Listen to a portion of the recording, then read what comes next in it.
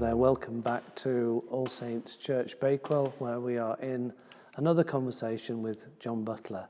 And John, today I'm going to echo a question again from a viewer on the YouTube channel. Who can we trust?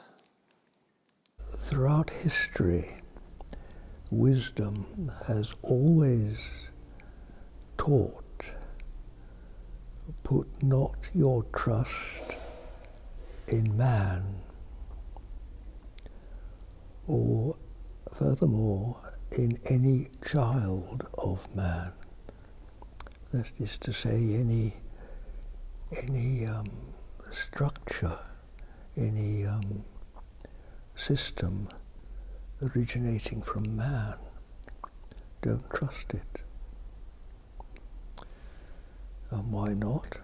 Because it belongs to this world that comes to pass. And if you study nature, you'll see that there are no straight lines in nature. Now, why is that? Why do you think flowers or grass or anything else starts off by growing straight and then curls over and ends up facing the way it's come before it dies down and goes back to earth? It applies to great trees that live for many centuries and to the most short-lived grass. And most certainly the same law applies to man.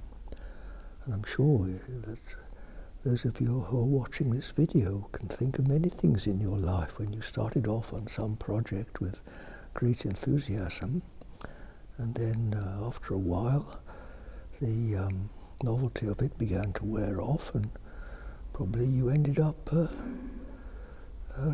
even going against it, changing your mind, as we say. And isn't this so often the case with political idealism?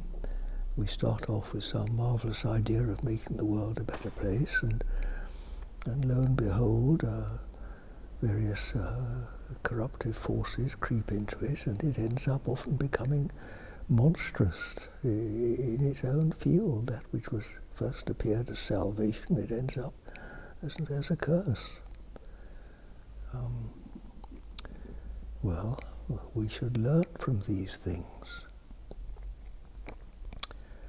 Indeed, it is changing. I remember as a young man, I was very much brought up to trust authority. I think most people did in those days. An Englishman's word was his bond, was the old saying. And lawyers, doctors, and certainly statesmen, politicians were very much considered trustworthy, and I was taught to respect authority.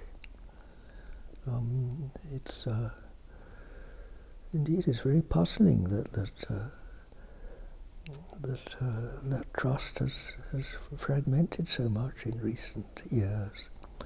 So maybe it's a blessing in disguise if it brings us to trust what we can trust. Now, what is that? Well, here and now, as I've so often indicated in these videos, here we are, just sitting here. Now, even in this ancient church, it comes to pass, doesn't it? It's got no real permanence. It's risen from the dust, and it'll one day crumble back into the dust again. And yet we sit here in this invisible presence, which extends far beyond this church. It fills the valley, and you can stretch out, it includes the whole world. Now, this invisible presence, which we can call spirit, is really, as it were, the hand of God. As the old song goes, God holds the whole world in his hand. As once we get the knack of seeing the invisible, becomes only too obvious. And what are we told to trust? Well, again and again and again, Scripture tells us, trust God. Don't trust man, trust God. In my old home, there was one of these, they call them samplers, the things that Victorian children were given to do, to embroider on a piece of canvas, words to show how well they could sew. And one of these old samplers had the words, "In God we trust," as children were taught in those days. And I've lived with that all my life. A lovely thing. I've still got it. In God we trust, not man. If you trust in man, you'll be disappointed. We can't help it, really, especially people we love. And, well, make hay while the sun shines. Even sooner or later, even if they don't change their mind about you or something happens, I'm afraid they'll die, same as you and I will. And you see, our trust is, well, you can go on trusting them. There's no need to lose that trust. But you see, what can one rely on? What can one really believe in, trust in? You see, the world, think of how all the old fairy stories started with the words, "Once upon a time it came to pass." Well, that's what the world is. That's what history is. History is his story, or my story, or your story. Once upon a time it came to pass. There was a funny little old man called John Butler. Actually, he was a little boy to start with.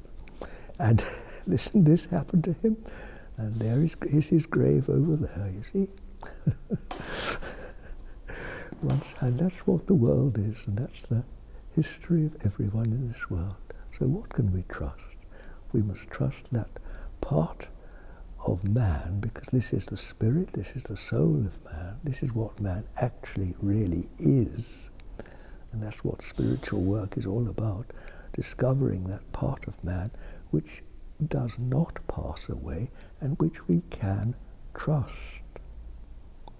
And that's not the flesh, and it's certainly not our wayward, scattered minds, these thoughts that come today and go tomorrow. It's this invisible essence in each one of us, the light that if you look hard enough you might glimpse it in people's eyes.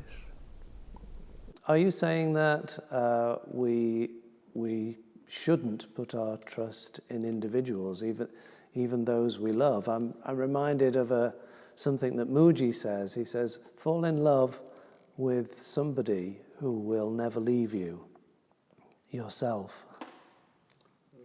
Well, of course, that's what I'm talking about. The true self is that invisible spirit, which is what you really are. And if you can fall in love with this and bypass all the changeable person, which is really just the outer clothing, then you'll save yourself a lot of trouble.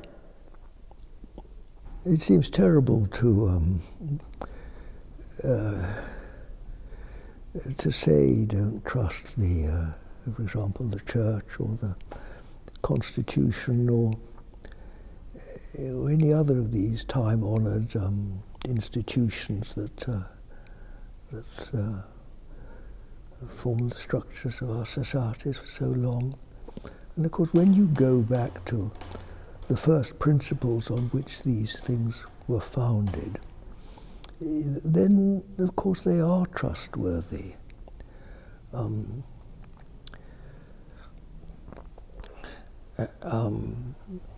Probably they're next in the hierarchy, as it were, from the original thing to trust, which is God. And then the institutions which are founded on the principle of God.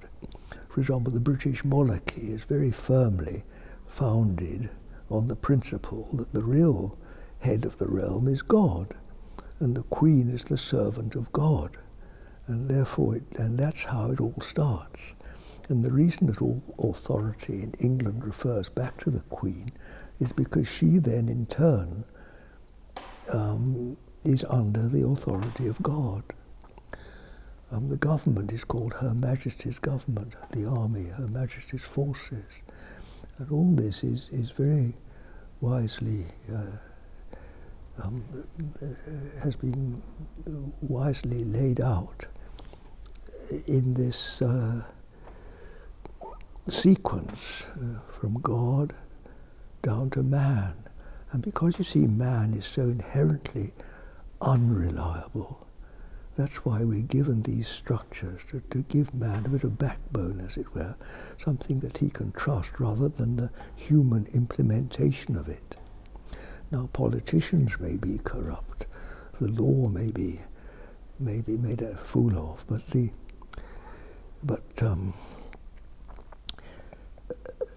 see, just as our own bodies, as you come down from spirit into the flesh is full of corruption, isn't it? Now, just because I'm an old man living in a corrupt body doesn't mean to say that my spiritual origin is corrupt. It isn't. That's incorruptible. And so does so long as all authority comes from the highest authority, then that is our traditional safeguard against human error. It's something that's well worth study. You know, don't be too ready just to dismiss these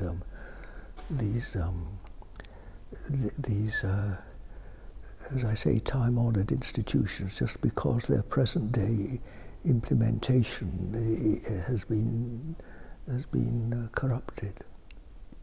In other words, don't throw out the baby with the bathwater. At the risk of treading on the political correctness cracks here, John, so republics are barking up the wrong tree, because the res publica are the people that the leaders of a republic are answerable to, certainly not God, as I understand it. Well, I don't understand. I don't have enough knowledge to speak on this, and I'd rather not. But certainly in the ancient, yes, they're the more sort of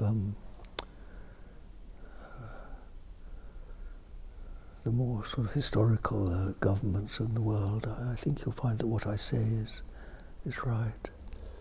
Thinking laterally a bit, I'm reminded of when Jesus was taken to task over paying taxes to Caesar, and he asked them to show him a coin, and whose head is it on the coin? It's Caesar, and he says, render unto Caesar that which is Caesar's, and render unto God that which is God's. And in another place, either Jesus or St. Paul says, "For all authority is from God," and that also bears considering. And if we take this a bit further and think of the old saying, society gets the government it deserves, it might cause one to consider whether to blame the man in authority or blame the society that put him there. In other words, bring the blame back to ourselves, which is always much safer than criticizing other people. What is the place of trust then in ourselves? It sounds slightly bizarre, but can we not trust ourselves? Well, it depends what part of yourself and what you're talking about. You see, it's all at levels, isn't it? Now, I can't even trust my feet these days, because if I haven't got my sticks, I ought to easily stumble and fall over. Can you trust your digestion? Can you trust can I trust my memory? I forget everything these days. Can't remember. Spend half the time looking for where I put my spectacles. So that's obviously untrustworthy. Or it's, it has its day. So what can I trust? Well, I come back to being here and now. This invisible presence. The Spirit. Which again, as I've several times tried to expound in these videos, is what I am. How do we come to trust it? Well, very much of the spiritual progress consists of elimination. You learn what you can't trust. And so gradually you, as it were, step backwards to the bedrock of what is left. And what is left when all this world has come to pass?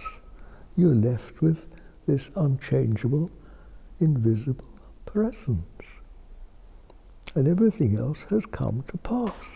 Look, my whole life has come to pass. So everything I so passionately loved and held on to and believed in and worked for, it's all come to pass.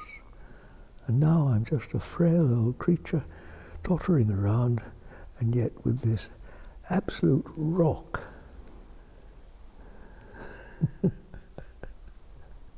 This rock of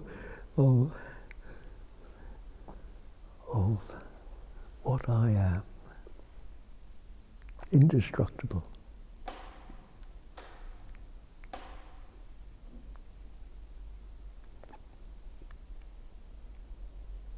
And furthermore, it's not anything called John Butler, because in the process of letting go the changeable creature called John Butler, this I am merges, because how many invisible presences are there?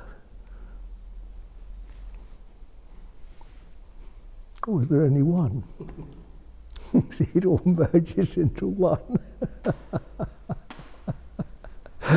It doesn't have a little label saying yours and mine. It is only one. It's all one. There is one person in this world.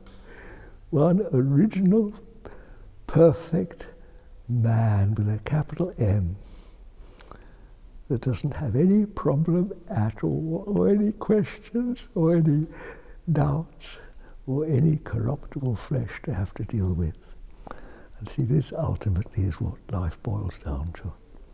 This is what we come to in the final analysis.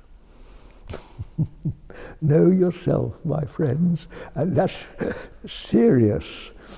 Know your real self, and then you'll find that you, like me, can sit here with a big grin on your face. Would it be fair to say, John, that the very word trust, or the very idea trust, is trust in something or someone, some other? And there's that saying that spiritual unity is one without a second. Ah, yes. Well, of course, that is the final. When the river finally reaches the sea, of course, there's no more river to trust that the sea is there, because it all merges into one. And that is what's called, that is, I suppose, the fullness of realization. But on the way, and don't think it's. Well, in my experience, it's taken a whole lifetime to say this. So I don't expect many people can just step into it just like that. There's very much a question of little lost me, wallowing around in this incomprehensible world, saying, well, what on earth can I trust? And you may some part on your progress, you may be told about trust God. Well, of course, you don't really know what that means to start with, but you hang on to it as best you can, and hopefully it will develop, and you'll gradually come to understand more and more what it means. So it's up to the very last moment when unity takes over. You are still trusting something. You're still trusting, well, trust God, you see, trust the truth. We still live in a world of duality. That means you and me, or you and an object which you're achieving. Indeed, the word trust is used very appropriately for 99.999% of our lives. Is there another dimension of trust, John, where you have to trust yourself on the spiritual journey? You come to the end of one understanding, and who knows whether you are stepping on firm ground or not by stepping out in trust? Well, yes, indeed. As a young man, I was told, follow your heart. On many, many occasions, I asked myself what that meant when my life seemed to be going wrong. Everybody else said I was taking the wrong path. I'm afraid we are led through many stages of uncertainty.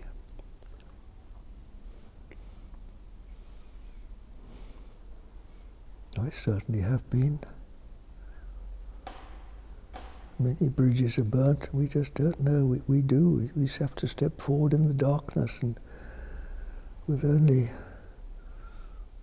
the smallest little thing to hang on to, and sometimes not even that. Sometimes there's a phrase called the dark night of the soul that's been well documented in spiritual writings. Indeed, when you seem to be facing the abyss, and God knows what lies ahead,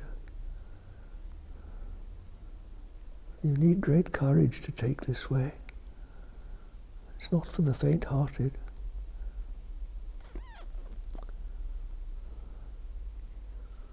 Think how many people start the spiritual path and give up once it starts getting difficult. Think of what Jesus said, many are called, but few are chosen. It's not a game, it's hard work. But be assured, my dears, stick to it and you'll count your blessings. I'm reminded of the scripture, John, where Paul writes, do not be conformed to the pattern of thinking of this world, but instead be transformed by the renewal of your thinking. And I wonder if that's the process of perhaps reforming trust. Well, absolutely. I'm sure it is. And I remember being greatly encouraged by that when I seemed to be hopelessly unable to conform to the expectations of this world, and seemed to be failing on all fronts.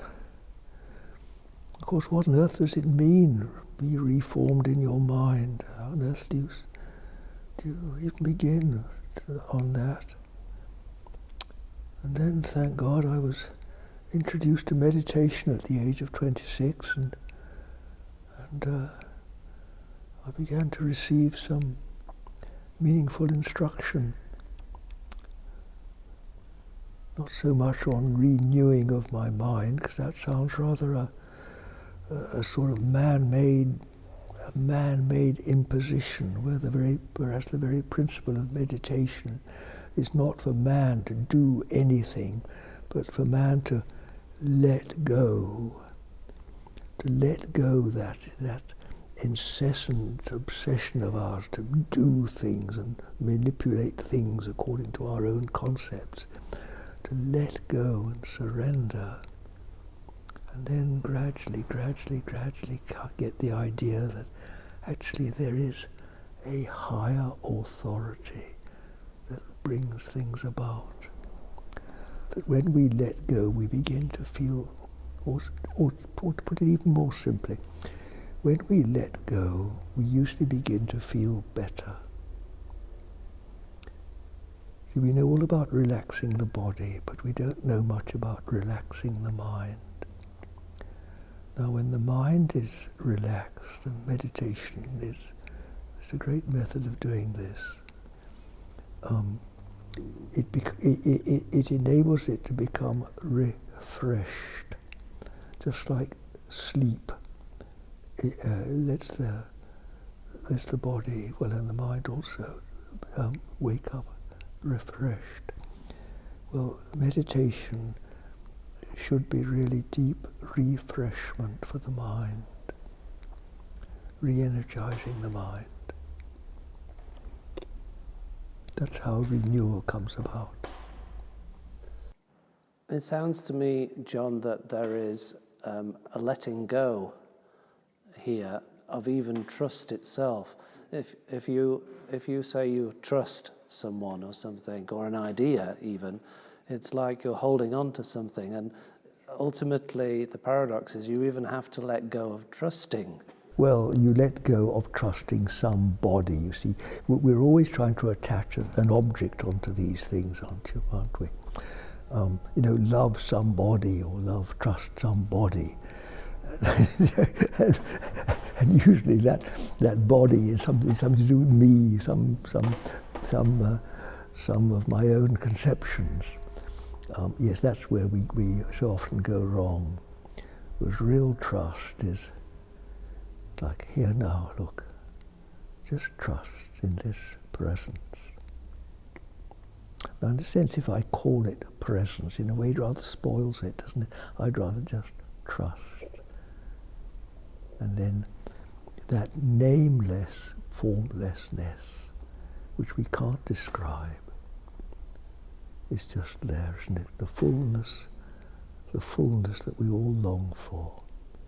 And one just melts into it without any without any need for names or beliefs or forms or any of these things. Just natural. I'll tell you what it's like. It's just like around here where I live, we're surrounded by lovely hills, and all my life, and millions of other people, you walk up on the hills, you get up on the hills, and there's space, isn't there? And you just, that's better, wonderful. You don't call it anything. Who wants to put a name on it? It's just, you come down, you feel better, don't you? That's it. I'm reminded of the story of the person who was walking on the headland and they slipped down the cliff some way, and their clothes were snagged on a branch, and that they managed to holding on, but there's nothing below them, and they cry out, "Help! Help! Is there anybody there?" And this voice comes down from heaven. Let go, trust and let go, and I will rescue you. And the person hanging onto this branch shouts, "Is there anybody else up there?"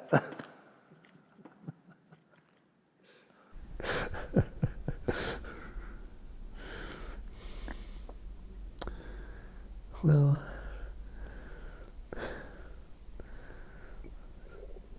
finally, that story is most wonderfully true, because as we begin to get the hang of what the body really is, that the body is in a way an error, the body is the human disease, and you lose that sort of concrete identity with the body, this body whose only destiny is to come to pass, then you begin to sort of get a glimmer of the fact that the real trustworthiness of life is in this spiritual presence, which is always here, unfailing, and which literally is holding us in the arms of God, where we cannot be lost, we cannot fall, we're absolutely safe. That's why Jesus is the Saviour.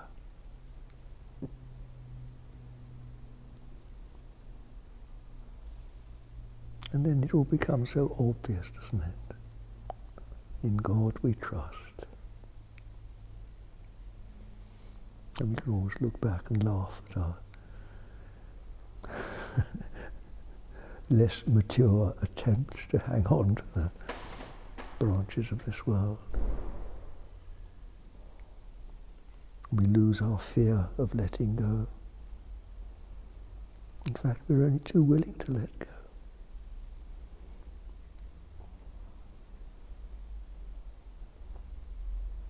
To let go of that which can only fail, for that which is infallible, and always here, always infallibly here, now. In God we trust.